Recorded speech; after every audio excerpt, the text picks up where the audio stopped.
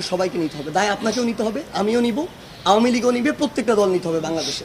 এই দায় কোনোদিন একদিনে তৈরি হয় না, এই দায় 16 বছরে তৈরি হয়েছে। আমরা দেখেছি 16 বছরে পুরো বাংলাদেশের প্রত্যেকটি সেক্টর কিভাবে চুপ ছিল, কিভাবে ক্ষমতার অপব্যবহারের ফলে তারা তাদের জায়গা থেকে তাদের যে ভূমিকাটা পালন করা ছিল কেউ করেনি। এই যে জনবিস্ফোরণটি আপনি দেখছেন যেটি হয়েছে 16 বছর পরে এই জায়গাটিতে দাঁড়িয়ে, এটি ঘটার পরে এখন সবাই সবার জায়গা থেকে যত কিছু বলার বলছে। 16 বছর ধরে যদি এই মানুষগুলো তাদের জায়গা থেকে কথা বলতো, বিষয়টি এ পর্যায়ে কখনো যেত না। যদি দায় নেয় আমাদের সবাইকে দায় নিতে হবে, আমি এটাতে একদম দ্বিমত করবো না এই জায়গা থেকে। কিন্তু আপনি যদি দায় দেন কোনো নির্দিষ্ট একটি গোষ্ঠীকে দিতে পারবেন না। কেন দিতে পারবেন না? কারণ আমরা দেখেছি, আমরা যখন ডিবি হেফাজতে ছিলাম আমাদের সাথে যেগুলো হয়েছে মিডিয়া সেগুলো প্রকাশ করতে পারেনি। কেন? হয়তো বা এমন হতে পারে করতে দেওয়া হয়নি, কিন্তু পারেনি তো, এটাই তো বাস্তবতা। আমরা দেখেছি সরকার তার ক্ষমতার অপব্যবহার করে আমাদেরকে হেফাজতের নামে 6 দিন আটকে রাখা হয়েছে। একটা মানুষকে 24 ঘন্টার বেশি জিজ্ঞাসাবাদের জন্য কোনদিন আটকে রাখা যায় না। সেটাতে এই যে একটি প্রেশার ক্রিয়েট করার যতটুকু বিষয় ছিল সেটি করা হয়নি। আমরা দেখেছি আমাদের আন্দোলনের সময় অসংখ্য সংবাদ সম্মেলন আমরা করেছি, বাংলাদেশের বর্তমান যে প্রচলিত মিডিয়া সিঙ্গেল একটিতে কোনো কিছু আসেনি। তার মানে আপনাদের যতটুকু পালন করার কথা ছিল আপনারা করেননি, ওই দায়িত্বটা আপনার উপর বর্তায়। সেইমভাবে আমি কর্মসূচি ঘোষণা দিয়েছি, আমার কর্মসূচি আমি ধরে নিচ্ছি যে বিভিন্ন মানুষজন সেখানে তাদের রাজনৈতিক উদ্দেশ্য বাস্তবায়ন করার জন্য বা দেশকে অস্থিতিশীল করার জন্য, ইভেন ইফ আওয়ামী লীগ, ছাত্রলীগ, যুবলীগ তাদেরও অসংখ্য মানুষজন বিভিন্ন ছদ্মবেশে ওইখানে ছিল এই কারণে যে তারা একটি অস্থিতিশীল অবস্থা তৈরি করতে চায়।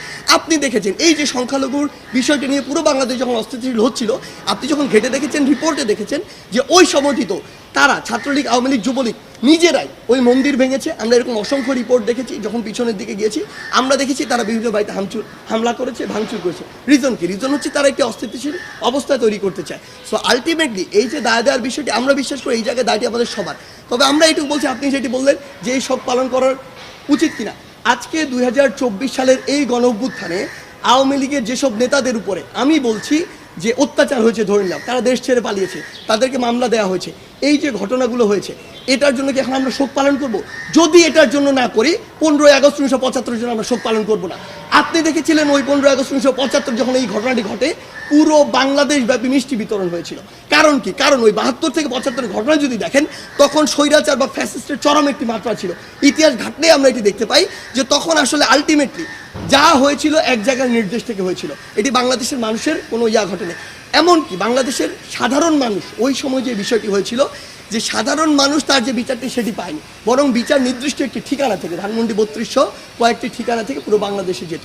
সো ওই সময় সামগ্রিক একটি বিপ্লবের ফল ওটি ছিল। আসলে আপনি যাদেরকে আজকে মানে দোষ দিয়ে ফাঁসিতে ঝুলাচ্ছেন, দেশের বাইরে পাচার করছেন, তাদের সাথে কি হচ্ছে আপনি সেটি কেন বলছেন না? বিগত 16 বছর ধরে আপনি এটি বলেন নাই, কারণ বললে হয় আপনার চাকরি থাকতো না, হয় মিডিয়া থাকতো না। This is the reality. So fact হচ্ছে আলটিমেটলি আপনার পিছনের ঘটনার দিকে যেতে হবে।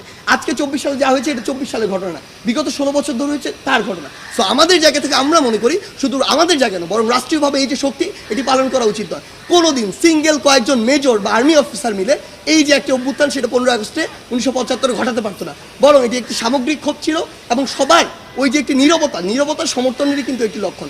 সেই জায়গা থেকে আমরা বিশ্বাস করি যে এই আপনি যে কথাটি বলছেন এটিতে আমরা সমর্থন করি না। হ্যাঁ বুঝছি। আমি একটা জিনিস স্পষ্ট করে বলি, ছাত্র সমাজ এই সংকটের সময় যেটি করেছে সেটার জন্য তাদেরকে আমরা ধন্যবাদ জানাই ফার্স্ট। সেকেন্ডলি, ছাত্র সমাজ রাস্তায় থাকা কখনো একটা দেশের স্থিতিশীল অবস্থার পরিচয় না।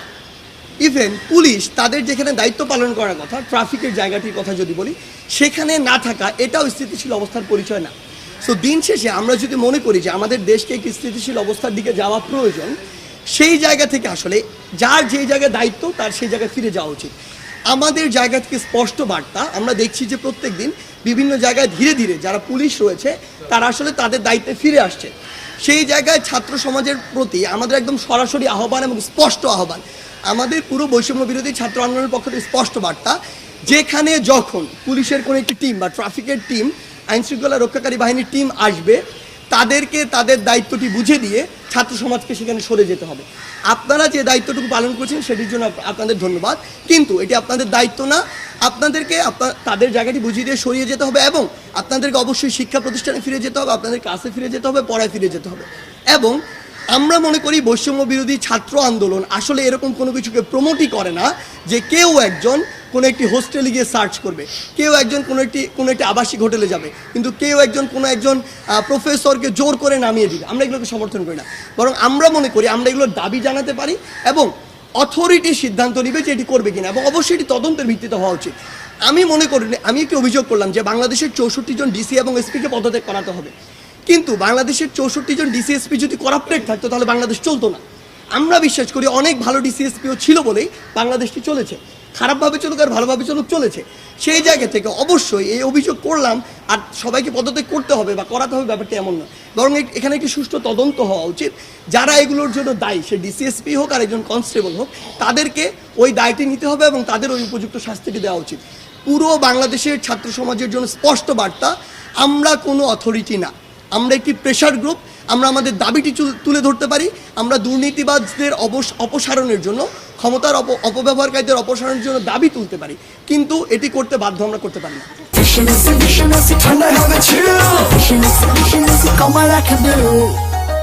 দেখুন, আপনি যে কথাটি বললেন, আমার মনে হয় এই কথাটি অল্প কিছু মানুষের একটা রিপ্রেজেন্টেশন, এবং হয়তো এই রিপ্রেজেন্টেশনটা গতকালকের কিছু অপ্রত্যাশিত ঘটনার ভিত্তিতে আপনার কাছে এসেছে। আমাদের জায়গা থেকে স্পষ্ট কথাটি হচ্ছে এরকম যে আমরা আসলে বর্তমানে অনেক মানুষ বাংলাদেশের বিশাল একটা সংখ্যা আমরা এখন দেখতে পাচ্ছি। হঠাৎ করে আওয়ামী লীগ বিলুপ্ত হয়ে যাওয়ার ফলে, বিলুপ্ত বলতে আমি এমনটি বোঝাচ্ছি ক্ষমতার পতন হওয়ার ফলে, যখন বর্তমানে একটি অন্তর্বর্তীকালীন সরকার রয়েছে, বিশাল একটি সুবিধাবাজ গোষ্ঠী, যারা সবসময় সবার আসলে যখন যেখানে পায় তখন সেখানকার খায়, এমন চরিত্রের বিশাল একটি গোষ্ঠী এখন আসলে, তার আগে ছিল ছাত্রলীগ, যুবলীগ, আওয়ামী লীগ, এখন একটি নতুন রূপ ধারণ করেছে। নতুন রূপটি হচ্ছে তারা ভুয়া সমন্বয়ক সহ সমন্বয়ক হয়ে উঠেছে, ভুয়া আন্দোলনকারী হয়ে উঠেছে। তারা তাদের জায়গা থেকে বিভিন্ন কমিটি তৈরি করে, আমরা এমনও পেয়েছি যে উত্তরা 12 নম্বর সেক্টরে নাকি একটি কমিটি হয়েছে, যারা মসজিদে গিয়ে মসজিদ কমিটিকে পদত্যাগ করতে বলেছে। অথচ আমরা বিশ্ববিদ্যালয় ভিত্তিক শুধু কমিটি দিয়েছিলাম আমাদের জায়গা থেকে, শিক্ষা প্রতিষ্ঠান ভিত্তিক। সেই জায়গা থেকে এই মানুষগুলো তাদের ব্যক্তিগত উদ্দেশ্য হোক, কিছু রাজনৈতিক উদ্দেশ্য, সেগুলো বাস্তবায়নের জন্য এমন কিছু কাজ করছে যেগুলো অপ্রত্যাশিত। আমাদের জায়গা থেকে আমরা মনে করি যে বৈষম্য বিরোধী ছাত্র আন্দোলন যারা সমন্বয়কদেরকে আপনারা দেখেছেন এই বিগত 1.5 মাসের অধিক সময়, কোনো একজন সম্পর্কে আপনারা যে অভিযোগগুলো করছেন এগুলো যদি করতে পারেন, ইভেন আমার সম্পর্ক যদি করতে পারেন, আমরা কথা দিচ্ছি ওই একজনের দায় নিয়ে তাকে পদত্যাগ করিয়ে তার জন্য আইনগত যে ব্যবস্থা নেয় আমরা সেটি নিব। আমরা মনে করছি যে অন্তর্বর্তীকালীন সরকারের এই যে অল্প একটু সময় রয়েছে, এই সময়টুকুতে দেশ একটি স্থিতিশীল অবস্থায় আসার পূর্ব পর্যন্ত, অর্থাৎ যখন আমার মনে হবে যে চক্রান্ত করার যে বিষয়টি তাদের, ওই বিষয়টির যে সম্ভাবনা সেটি কমে এসেছে, দেশ স্থিতিশীল অবস্থায় রয়েছে, এমন অবস্থা মনে হলে আমরা এই বিষয়ে আলোচনায় বসে সিদ্ধান্ত নিব। কারণ আমরা আগেই বলেছিলাম যে এটি আমরা লং টার্মে এই প্ল্যাটফর্ম ব্যবহার করার আমাদের কোনো উদ্দেশ্য নেই।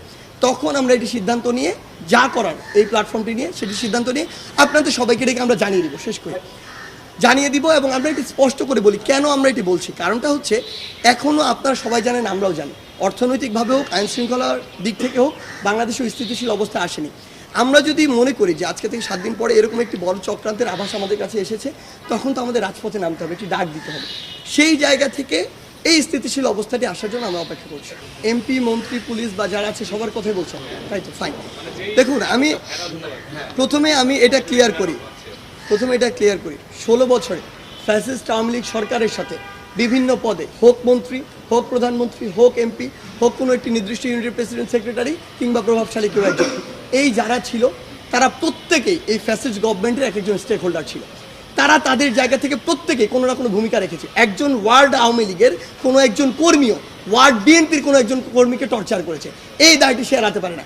অর্থাৎ এই যে পুরো বিষয়টি, আওয়ামী লীগের সাথে যারা সরাসরি রাজনীতির সাথে জড়িত ছিল তাদের প্রত্যেকের এই দায়টি আসলে নিতে হবে। তাই এটি কেউ বলতে পারবে না আসলে যে একজন এমপি কিংবা একজন মন্ত্রী সে তার জায়গা থেকে স্বচ্ছ ছিল, সে কাউকে মানেনি। সে 16 বছর ধরে মানুষের ভোটাধিকারটা একদম ধ্বংস করে দিয়েছে, এবং সে মানুষের ভোট ছাড়া নির্বাচিত হয়েছে। সে তো সবচেয়ে বড় মানুষের যে রাইটটি, যে সে ভোট দিবে, তার জনপ্রতিনিধি নির্বাচন করবে, এই অধিকারটি ধ্বংস করছে। তার মানে সে ডিরেক্টলি আর ইনডিরেক্টলি দায়ী। এবং আমি যদি আপনাকে বলি আমাদের অ্যাকচুয়ালি গোড়াটা কোথায় সমস্যা, গোড়াটা ওই নির্বাচন ব্যবস্থা। যখন জনগণের ভোটাধিকার নাই, জনগণ কাউকে নির্বাচিত করতে পারছে না, যে কেউ একজন প্রতিনিধি ওই সময় দেখেছে সে যদি তার ঊর্ধ্বতন কাউকে তেল দিয়ে, তোষামত করে, টাকা দিয়ে এই কাজটি করতে পারে, যে মনোনয়নটি নিতে পারে, তাহলে সে এমপি, তখনই সে জনগণের কথা ভুলে গিয়েছে। আলটিমেটলি জনগণের ভোট তার প্রয়োজন হয় না। সেই জায়গা থেকে তার ইচ্ছা মতো কাজ করেছে। সে ওই জায়গায় 100 কোটি খরচ করেছে, সে জনগণের সম্পদ 1000 কোটি লুটপাট করেছে। আলটিমেটলি তাকে জনগণের কাছে জবাবদিহি করতে হয় না এটার জন্য, এবং জনগণকে ভোটের জন্য ফেস করতে হয় না। সো ওই যে গোড়ার সিস্টেমটি, ওই সিস্টেমটির জন্য আসলে আওয়ামী লীগের যারা সরাসরি ছিল, যারা পিছন থেকে সামনে থেকে মদত দিয়েছে, প্রত্যেকজন দায়ী। এবং আমি বিশ্বাস করি যে প্রত্যেকজনের বিরুদ্ধে অন্তত এই ভোটাধিকারটি নষ্ট করার জন্য এবং এটিকে সাপোর্ট দেওয়ার জন্য মামলা করা উচিত। আপনি যে প্রশ্নটি করেছিলেন, যেদিন 5 আগস্ট ওই গণঅভ্যুত্থানটি ঘটেছিল, ওই গণঅভ্যুত্থানের পরে একটি টিভি চ্যানেলে গিয়ে সমন্বয়কদের মধ্যে প্রধান 7-8 জন আমরা এখানে ছিলাম। আমাকে জিজ্ঞাসা করা হয়েছিল কেমন একটি বাংলাদেশ আপনি দেখতে চান। আমার প্রথম উত্তরটি ছিল এটি, আমি 5টি পয়েন্ট বলেছিলাম। প্রথম পয়েন্টটি এটি ছিল, আমি এমন একটি বাংলাদেশ দেখতে চাই, বা আমরা এমন একটি বাংলাদেশ দেখতে চাই যেখানে গণমাধ্যম তার যে সত্য কথাটি সেটি তুলে ধরার সর্বোচ্চ স্বাধীনতাটুকু পাবে। যেটা সত্য সেটাকে সত্য বলবে, যেটা মিথ্যা সেটাকে মিথ্যা বলবে। কাউকে যেন এই অধিকারটুকু দেয়া না হয় যে গণমাধ্যমকে কেউ সেন্সরশিপ করছে। আমাদের জায়গা থেকে আজকে পর্যন্ত না, শুধু আগামীতেও যদি আমাদের কোনদিন ভয়েস থাকে, এটি স্পষ্ট বার্তা থাকবে, গণমাধ্যমের স্বাধীনতা হরণ করার এই অধিকারটুকু কারণেই, এবং এটি কেউ করতে পারে না। বরং আমরা যদি চাই দেশের এগিয়ে যাওয়া উচিত, তাহলে এই স্বাধীনতাটুকু এই কারণেই দিতে হবে যে গণমাধ্যম আমাদের ভুলগুলো খুঁজে বের করে দিবে এবং ওই ভুলগুলোতে কাজ করে আমাদের সংশোধন করতে হবে। কারণ বিগত 16 বছর ধরে ওই ভুলগুলো বের হতে পারেনি কিংবা সংশোধন হয়নি বলে দেশে আজকে এই অবস্থা। দেশকে এগিয়ে নিয়ে যেতে হলে অবশ্যই এই সুযোগটি দিতে হবে। আমরা গতকালকে বা তার আগের দিন যে কয়েকটি ঘটনা দেখেছি, আমরা বিশ্বাস করি তাদের উদ্দেশ্য আসলে ভিন্ন। যদি উদ্দেশ্য ভিন্ন না হয়, তাহলে যে কাজগুলো তারা করেছে ওই কাজগুলো মিডিয়া আসতে সমস্যা কোথায়? আমরা তো সব কিছু মিডিয়ার সামনে ওপেনলি করছি। আমরা আপনাদেরকে বলে দিয়েছি, আপনাদের যা ইচ্ছা আমাদের প্রশ্ন করুন, আমরা উত্তর দিতে প্রস্তুত। তার মানে ওই সৎ সাহসটুকু আমাদের রয়েছে। তো যারা এই কাজটুকু করেছে অবশ্যই তাদের ভিন্ন উদ্দেশ্য রয়েছে। আমরা বিশ্বাস করি আপনারা কষ্ট করে হলেও তাদেরকে পুরো দেশের সামনে প্রেজেন্ট করুন এবং তাদের যে অপকর্মগুলো, এগুলোর জন্য বিচারের ব্যবস্থা